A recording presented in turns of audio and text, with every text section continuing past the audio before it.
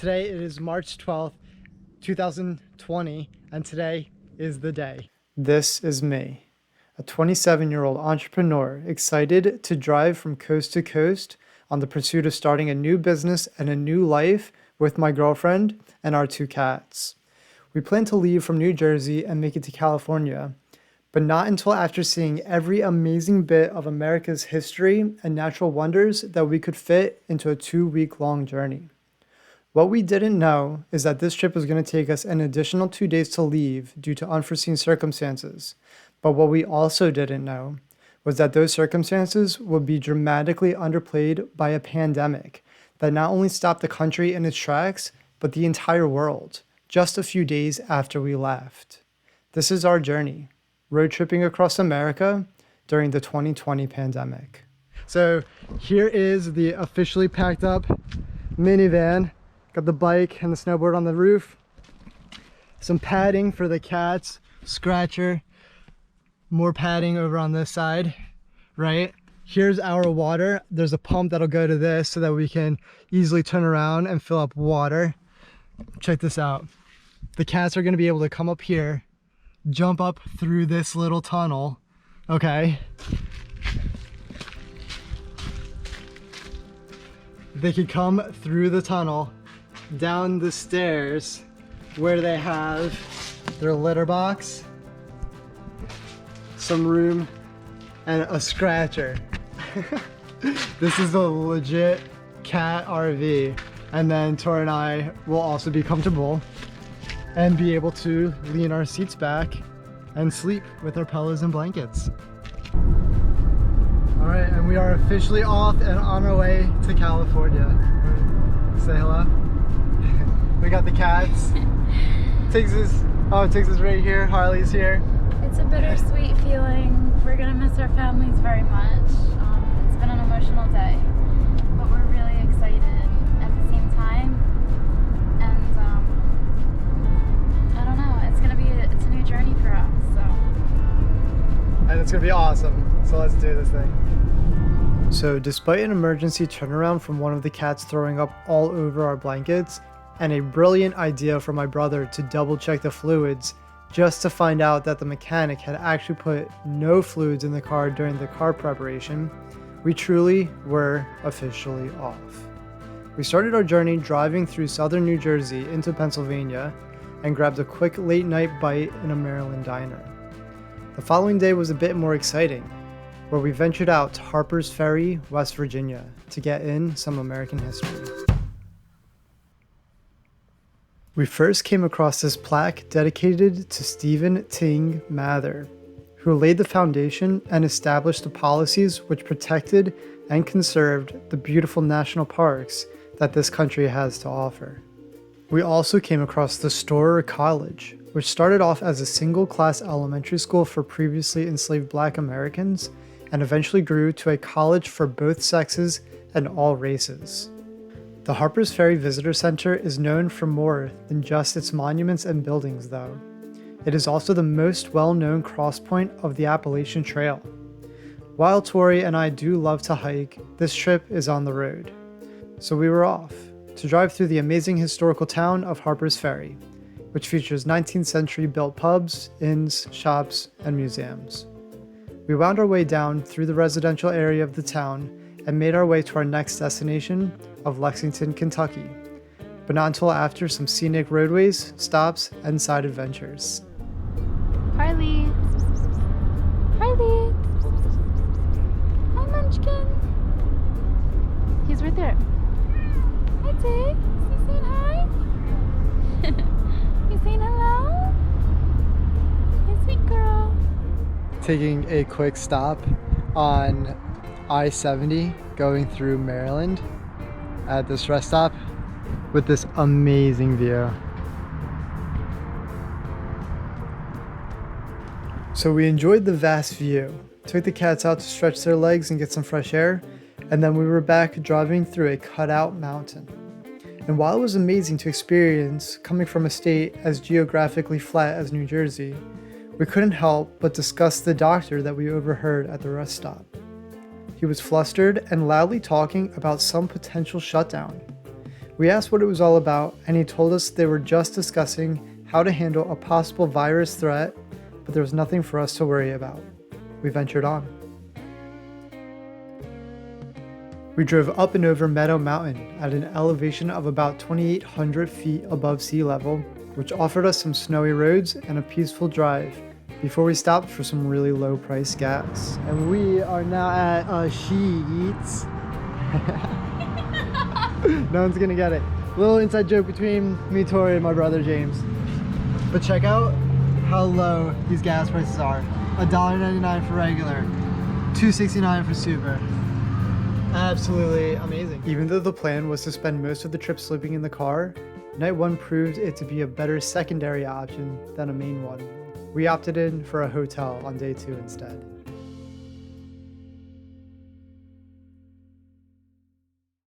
The next morning, we followed the Blue Horse Hooves to Lexington, Kentucky.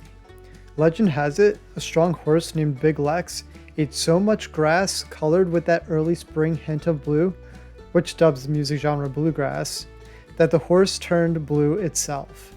There's a famous painting of the blue racehorse by Edward Troy that lends to just how artistically amazing of a city Lexington truly is.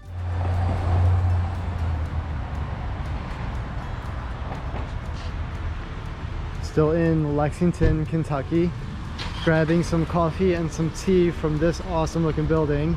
The entire state is getting shut down at 5 o'clock today. It's a little after 4 o'clock right now because of coronavirus. So we are getting our last coffees and teas before we head out. We drove past the castle and through Bardstown, which is the bourbon capital of the world. It was really cool to see all of the distilleries along the Bluegrass Highway as Tori and I took turns driving. The cats seemed to be really enjoying this trip too. We drove through Illinois and crossed the Mississippi River into Missouri, where we stayed in an Airbnb that used to be a rectory. All right, so we made it to Missouri and we are in our place for the night. It's a cool little Airbnb for tonight's stay. The Cottage of Eden is what this one is called. And while the name of this place was very nice, the vibe here was way off. And the cats were very uncomfortable as well. We could not wait to leave the next morning. All right, so right now, Tori and I are in Cape Girardeau in Missouri. Just made my very first options trade, my first live options trade. Woohoo! Yeah, while the market is tanking because of the coronavirus. So I'm betting that it's gonna keep going down because I just really was thinking that it would prior to the coronavirus anyway. So wish me luck on that, and I'll keep you guys updated on when that is actually a full successful trade. We made it to Boomland, Missouri. We tried to check out the massive fireworks stores, something that is entirely illegal in my home state, but they were closed from the lockdown. We left and continued having fun anyway, driving through the fields and passed by what must be the longest train in the entire country. The fields full of crops gradually turned into the forests full of trees. Tiggs seemed to really like looking out the window at them as we passed. We agreed that it was time to stop to learn about the Ozarks and their vintage timber and railroad equipment, and of course, enjoy the outdoors with the cats. Hey babe.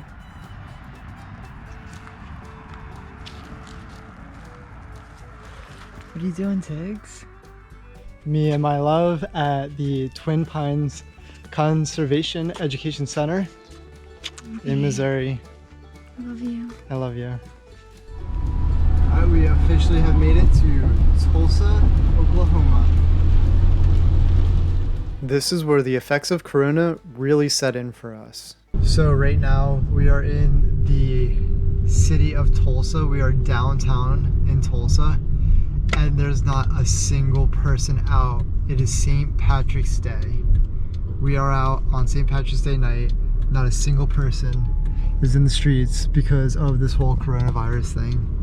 It's really weird to see a full city dead, especially on a holiday. As usual, we found a way to turn this into a positive and spent the night in a beautiful hotel for half off due to there being so few guests. Oh, and we also got free valet parking and our parking space right out front of the lobby doors. All right, getting ready to leave Tulsa, Oklahoma, and we'll see where we end up next. Maybe New Mexico. So New Mexico was the next goal stop, but there was a full day of exploring Central America ahead of us. After some more fun driving, a fill up at the cheapest gas station I've ever seen, and a quick stop into the first legal dispensary coming from the East Coast, we made it to Shawnee, Oklahoma, which featured our first taste of America starting to hoard overpriced water bottles, and the birthplace of Sonic restaurants. We continued on to experience a beautiful sunset, and entered the northern part of Texas, which was covered in miles of blinking red lights surrounding us. We could not figure out what they could be, but it felt like we were entering a sci-fi movie. It was getting late, so our aim was to stay in another Airbnb in Amarillo, Texas. But when we arrived, the front door was wide open, and since we were unfamiliar with the area and if it was nice or not, we opted in for a refund and slept in a random parking lot in the van. The next morning, we entered New Mexico, the first state that was so awe-inspiring that we could have ended our trip here and have been happy, but just not at first. So right now we are driving through New Mexico, and all we've been seeing is a bunch of wide open fields for cows to graze in and slaughterhouses to kill those cows. It smelled absolutely horrible here, as was the top of Texas, if I'm going to be honest with you. I decided to cut out the clips of slaughterhouse after slaughterhouse, but the views eventually did get a lot nicer and turned into open plains with mountains in the distance. These wide open roads took us to the first destination that I had on my official bucket list for this trip, which was Roswell, New Mexico. It's a spaceship. The invasion station car wash. Look at this, the haircut is cutting an alien's hair. The ATM has an alien depositable withdrawing money. Alright, here's the UFO museum. This place is open. What is? Alien spacecraft. That's probably good. Genuine Roswell gear. Planet Roswell. Alright, I'll go in there if this isn't open. So, TJ and I are in Roswell. Literally everything, every business has aliens on it. Banks, credit unions, Dunkin' Donuts. What is this? This is the UFO museum. Oh, that's cool. Can I park here? Every single thing has an alien on it. Like, aliens are everywhere. TJ and Tori at Roswell, New Mexico. Very few shops were open and we couldn't film inside the ones that were, but we picked up some souvenirs, went to see the Welcome to Roswell sign that humorously has a cow being abducted by a UFO, and we continued on.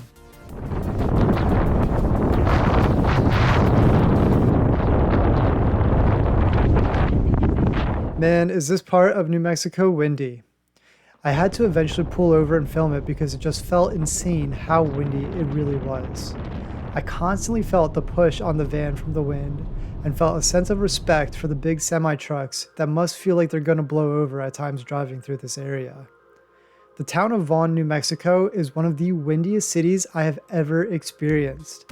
I can't imagine living here and going to get your hair done. You have no shot in a town like this. Bad hair days might be a concern here, but beautiful views are not. I don't think the camera can truly pick up just how amazing it actually was here. You can see so far ahead of you, and the span of the clouds and sky was actually breathtaking. You need to take a trip out here yourself and see this in person. The soil, hills, and mountains have a deep red color to them, and we thoroughly enjoyed our drive through the beautiful landscapes and past Native American reserves to our next stop, Albuquerque, New Mexico. All right, it is the morning of day 6 on this road trip. We got to stay in Albuquerque, New Mexico, in an Airbnb in this neighborhood. It is absolutely beautiful, the architecture of this neighborhood. This is the place that we're staying at. Really, really nice. We really considered just ending the trip to stay here, but there was just so much more to see. Our adventure was getting better and better, and we were excited for our next piece of ancient history to experience, the Petroglyphs. I'm going to see the Petroglyphs. The pandemic had caused this historic site to be closed off to the public, but as you can tell by my Call of Duty style sprinting and taking cover, I wasn't going to come this far and not see them. I eventually did sneak my way to the structure and found nothing but a small closed off amphitheater. So I made it to this thing. It was very anticlimactic, so I had to make my journey back exciting and worth the effort. Go, go, go. Run.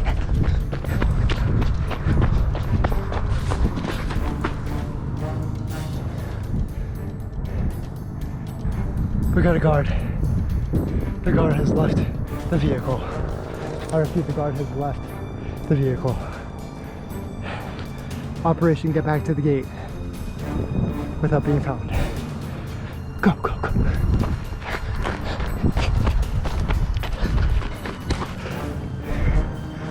Finley has left. It's time to move.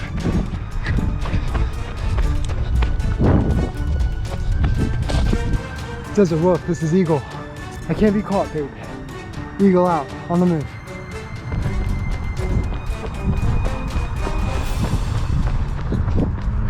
Eagle has made it back to Desert Wolf. Mission accomplished. My video game-induced military training had paid off. We successfully made it to a petroglyph location and were rewarded with free entry due to Corona sending all state workers home. The bottom of the mountain we were about to hike up held a story of its own. Wild rhubarb grew in the sandy soil, and we learned it was a staple food item for the Puebloans. And as we made our way up the mountain, we were met with many amazing petroglyph carvings. This slope was created about 200,000 years ago by a series of volcanic eruptions. The volcanic rock produced by the eruptions is called basalt. The exposed surface of basalt darkens in color due to precipitation, extreme temperatures, airborne particles, and action by microorganisms, which cause the metals and minerals to oxidize or rust. This thin layer is called desert varnish. The Puebloans used sandstone hammers and chisels to remove the thin layer of desert varnish to expose the lighter colors of the basalt's interior and created these amazing petroglyph images and carvings for us to still see to this day. Alright, we're about to climb up this and check out some more of these petroglyphs.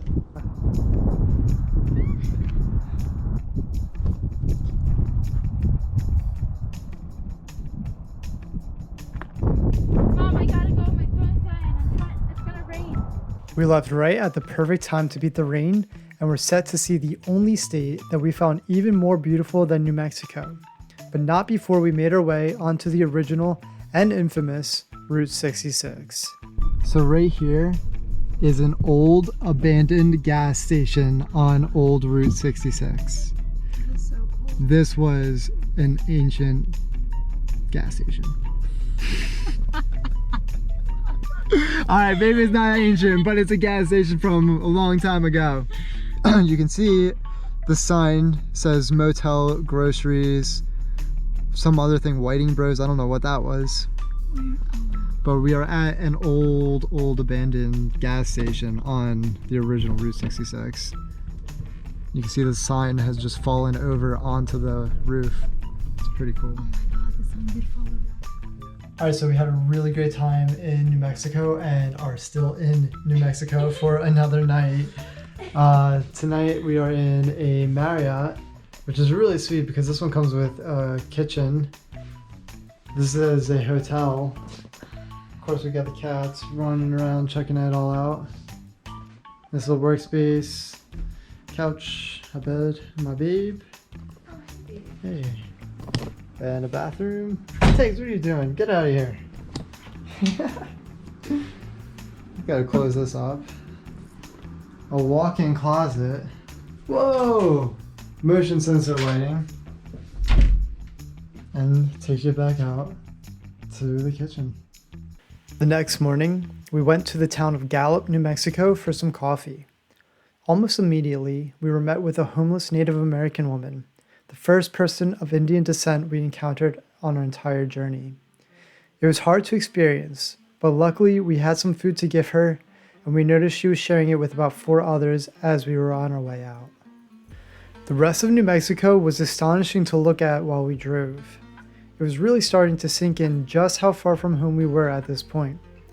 The nature here feels like you're in a totally different country entirely, compared to what we were used to back east. We stopped at some Indian established shops, and even though we couldn't film inside of them, the Navajo people we met were very friendly and welcoming. What an amazing location to have your store at. They even lined the parking lot with huge chunks of petrified wood. That was our final taste of New Mexico, as shortly after that, we crossed into what was my favorite state of the trip, Arizona. And we have officially made it to Arizona. Oh my God.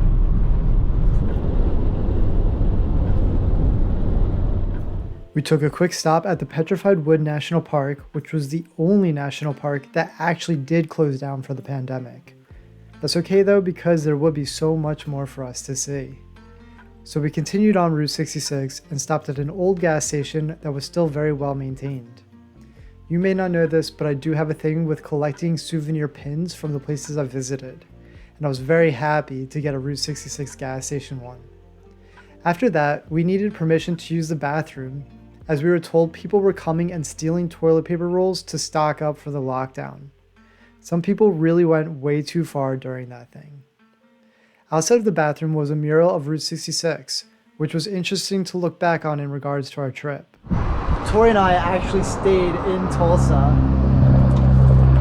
We remember going through Amarillo. We actually almost stayed in the Airbnb there. That was the one with the door open, so we didn't stay there. Gallup was actually really cool. Here we are in Holbrook, and we are almost to LA. We carried on through a taste of the Wild West and made it to Geronimo, which housed the world's largest piece of petrified wood. It no longer seemed so unfortunate that we didn't spend the entire day at the national park, being how much petrified wood is casually just around this part of the country.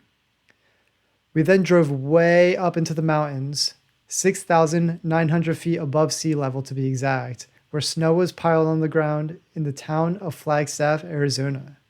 We spent the night here, having no idea how amazing tomorrow's leg of the journey was going to be. This is the nice view from our balcony. Amazing mountains in the distance as we start day 8. The drive down from Flagstaff to Sedona, Arizona was absolutely astonishing. We had no idea the treat we were in for on this day. The road started off with snowy mountaintops and snowy trees, as you could expect from being at this high elevation, but the GPS showed a crazy winding knot of road that we were going to be hitting. The knot of road ended up being so breathtaking that I'm going to throw over some music and just let you enjoy the scenery here for a minute. I do have a full time lapse of the drive on the World Is All Yours YouTube channel, but for the sake of time in this video, here are just some clips from the experience.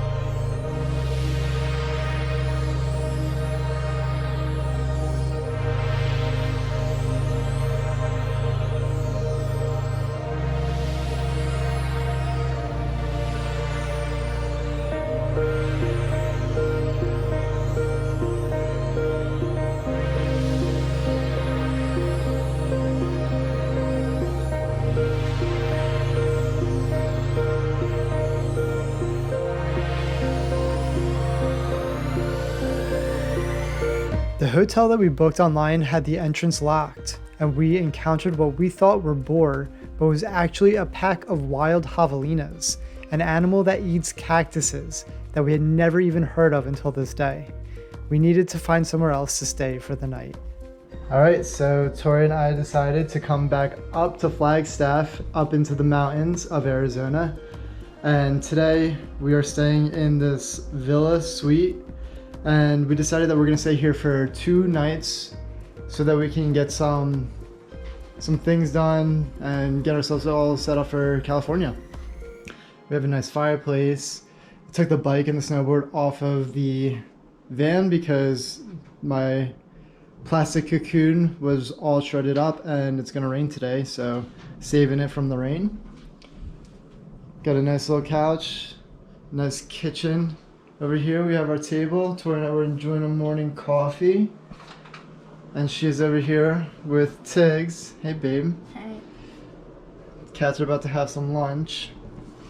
Hey Tiggs. Got our coffee pot, full kitchen setup, our Kangen water. And you may be wondering where Harley is. He is hiding under the bed because every morning he thinks we're going to be leaving and getting back on the road, so he hides under the bed. So when he realizes that we're staying, I'm sure he'll come out. I'm a huge action sports guy, and I couldn't resist skating at the Sedona Skatepark for a few days, which has to have the nicest view of any skate park in the world.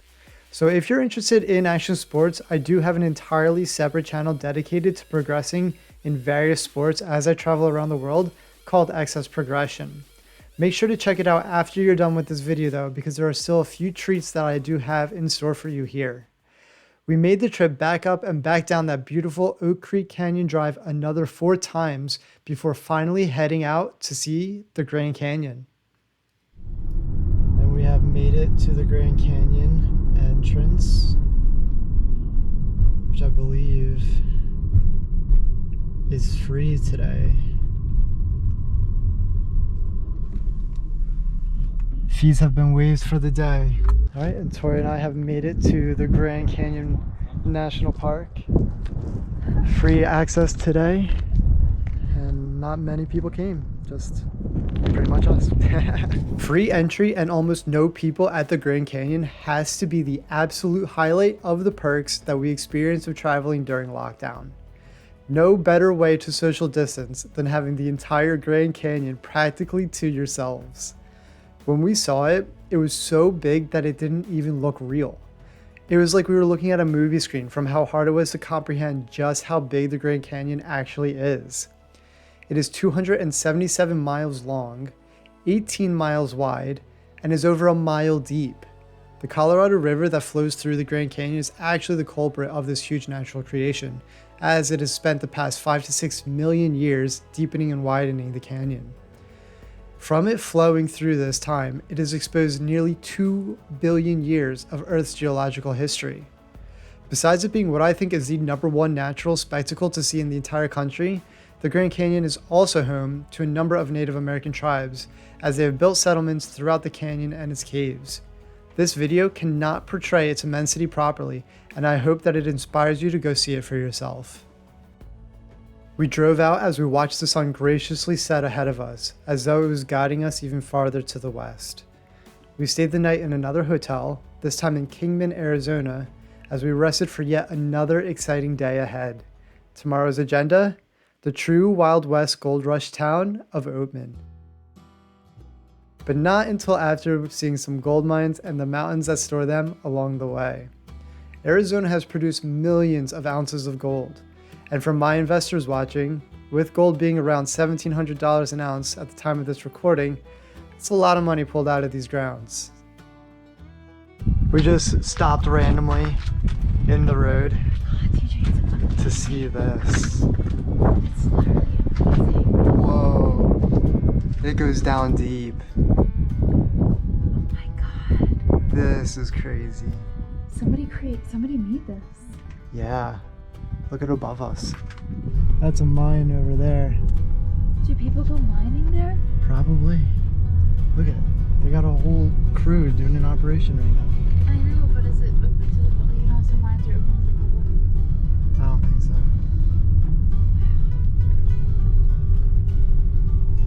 this is an employed operation.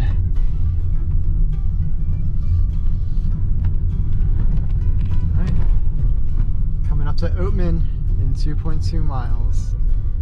After our amazing drive through the rocky landscape that houses our favorite commodity and past the modern mine tracks that lead to its extraction, we made it to Oatman, Arizona.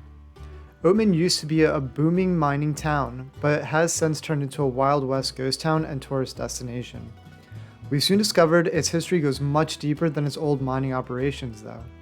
Behind its dirt roads, wooden sidewalks, Wild West jail, and Gallup, there is the story of how the town got its name. A young girl named Olive Oatman was traveling with her family when they were attacked by hostile Indians. Her and her sister were kidnapped as slaves, and her brother was left there badly wounded while the rest of her family was killed. After a year of captivity, a Mojave tribe traded the Yavapai for the two girls. They were taken in as one of their own to live as Mojave women, given the face tattoos of the Mojave. Olive's sister, Marianne, died from starvation, as in many of the Mojave tribe, but Olive lived on until her brother Lorenzo, who had also survived the attack, had found her.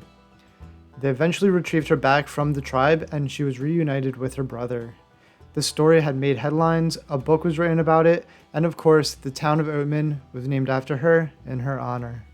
Today, it is just a really cool Western historical town to experience, and is now more known for its wild donkeys, which we encountered casually walking on the road on the way out. How's it going? How you doing? Good. Doing great. Good. Hey. That's Annabelle. Hi, Annabelle. Annabelle! Babe, I want to get out and pet them.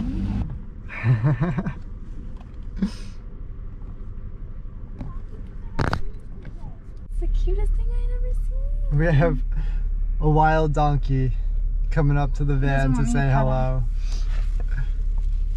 Hi, you want to see the donkey? Look, There's one behind.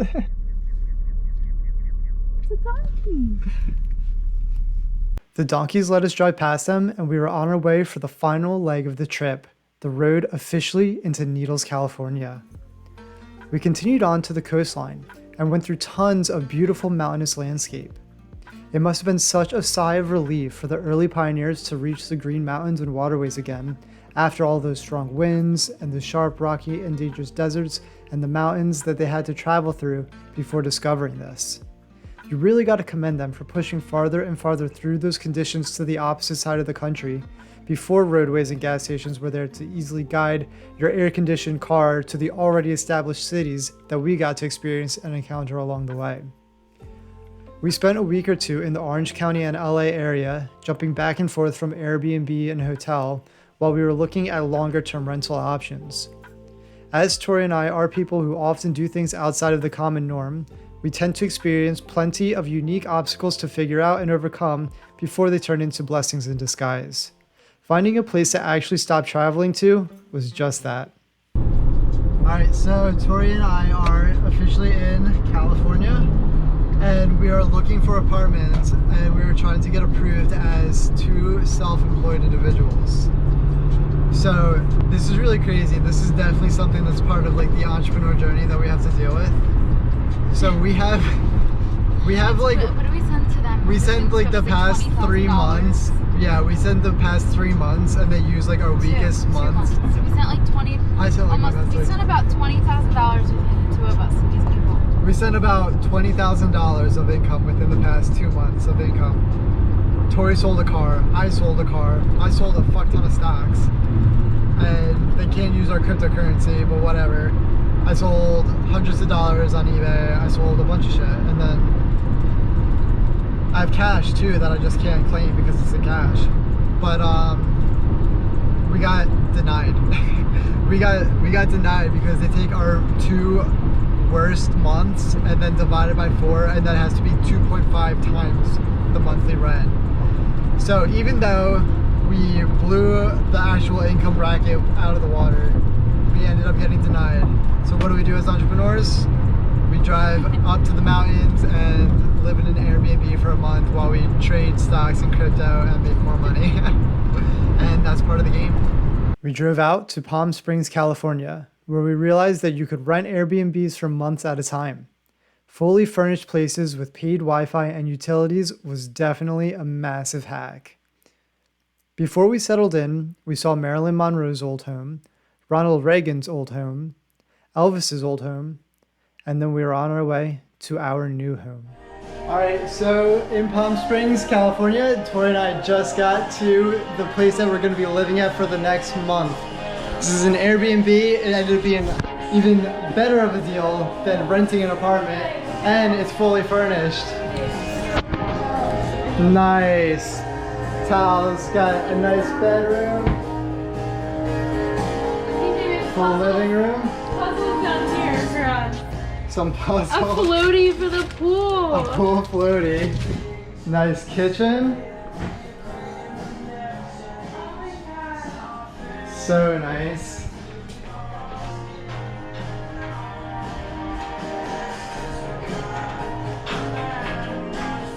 This outdoor balcony. So nice. Come out here. Two tennis courts right there.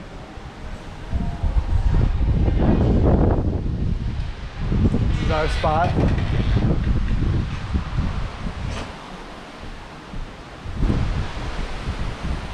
And of course, some pools.